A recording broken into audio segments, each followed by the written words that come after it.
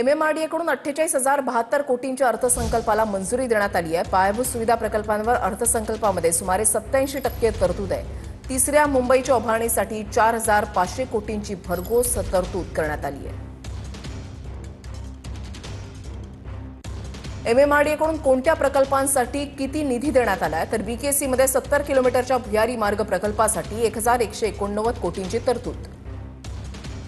अटल सेतू ते मुंबई पुणे द्रुतगती मार्ग जोडणी प्रकल्पासाठी 603 कोटी।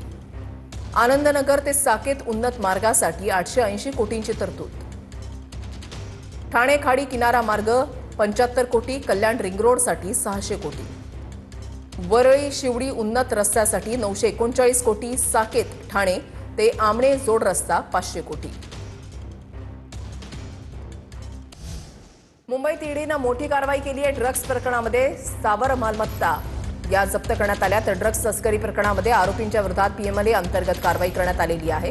मुंबईत असणाऱ्या सुमारे 5,88,00,000 मालमत्ता जप्त करण्यात आल्यात। शेल कंपन्या बनावट फर्मद्वारे मनी लॉन्ड्रिंग केल्याचं तपासामध्ये उघड झालंय।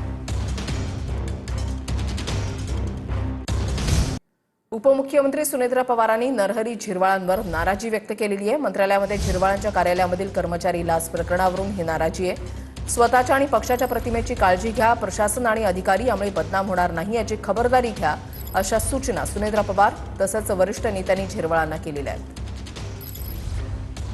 मंत्रालयात झिरवाळांच्या कार्यालयातील कर्मचारी लाच प्रकरणावरून ही नाराजी आहे। नॉट रिचेबल नरहरी झिरवाळांनी देवगिरी बंगल्यावरील बैठकीला हजेरी लावली होती। स्वतःच्या आणि पक्षाच्या प्रतिमेची काळजी घ्या, प्रशासन अधिकारी यामुळे बदनाम होणार नाहीत याची खबरदारी घ्या, अशा सूचना सुनेत्रा पवार तसंच वरिष्ठ नेत्यांनी झिरवाळांना केल्या आहेत। मंत्री नरहरी झिरवाळ आज सकाळी 10 वाजता पत्रकार परिषद घेणार। मंत्रालयातील ACB ट्रॅपमुळे अडचणीत आल्यामुळे झिरवाळ आज बोलणार।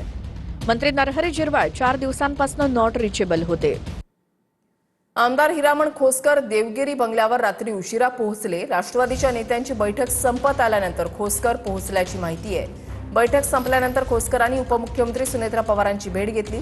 दोन्ही राष्ट्रवादी एकत्र याव्यात अशी भूमिका हिरामण खोसकरांनी अनेक वेळा मांडलेली होती, मात्र विलिनीकरणावर भूमिका मांडू नका अशा सूचना राष्ट्रवादीच्या बैठकीमध्ये आमदारांना दिल्या गेलेल्या आहेत। विलिनीकरणाबाबत बैठकीमध्ये चर्चा झालेली नाही। विलिनीकरण हा बैठकीचा अजेंडा नव्हता अशी माहिती सुनील तटकरे यांच्याकडून देण्यात आलेली आहे। विलिनीकरणाबाबत काही चर्चा झाली नाही, तो विषयाचा अजेंडा त्या ठिकाणी नव्हता। पक्ष संघटना दादाने केलेलं काम, महाराष्ट्राच्या संबंध समाजकारणामध्ये त्यांनी दिलेलं योगदान, तेच अव्याहतपणाने पुढे ठेवण्याचं काम आपण सर्वांनी मिळून करावं, एवढी चर्चा आजच्या बैठकीमध्ये त्या ठिकाणी झाली।